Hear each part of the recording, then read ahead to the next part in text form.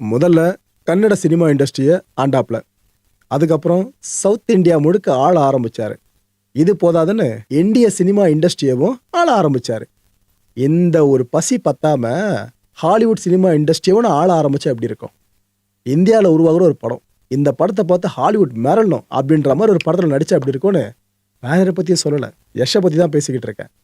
அப்போ ஏற்பட்ட அந்த கனவு இருக்குல்ல, அவரோட பவுண்டரிஸை அவரே ஃபுல்லாக உடச்சிக்கிட்டு இருக்கிறது பெரிய விஷயம் மக்களே. இது எத்தனை நடிகர்கள் செய்வாங்கன்னு தெரியல. யஷ் அதை பண்ணிட்டு இருக்காப்புல, அவருக்கு நம்மளோட வாழ்த்துக்கள். அவர் கேஜிஎஃப்ன்ற அந்த பிளாக் பஸ்டருக்கு அப்புறம் தேர்வு பண்ண கதை தான் இந்த டாக்ஸிக்கு. ஒரு பெண் இயக்குனர் இயக்குற படம். பொதுவாக இண்டஸ்ட்ரி ஒரு பேச்சு இருக்கும்ல, ஆண் இயக்குனர்கள் தான் அது இது பெண்கள்லாம்ன்ற மாதிரி. இதை உடைச்ச சில பேரில் சுதா கொங்கர் அவர்கள் முக்கியமானவங்க. இவங்க கூட இன்னும் 4-5 பேரை சொல்லலாம். அதில் முக்கியமானவங்களா நீங்கள் கீதுவை சொல்ல முடியும்னு நினைக்கிறேன்.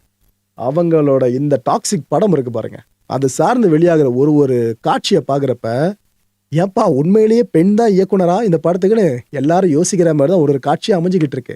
ஏற்கனவே யஷோட பர்த்டே முன்னிட்டு ஒரு வீடியோ வெளியிட்டுருந்தாங்க பார்த்தீங்களா?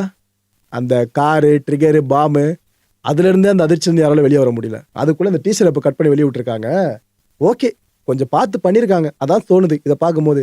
ஏன்னா ஆபாச காட்சிகள் பெருசாக அதில் இல்லைங்க, ஆனால் வன்முறை பீக்கில் இருக்குது இந்த டீசரை பொறுத்த வரைக்கும்.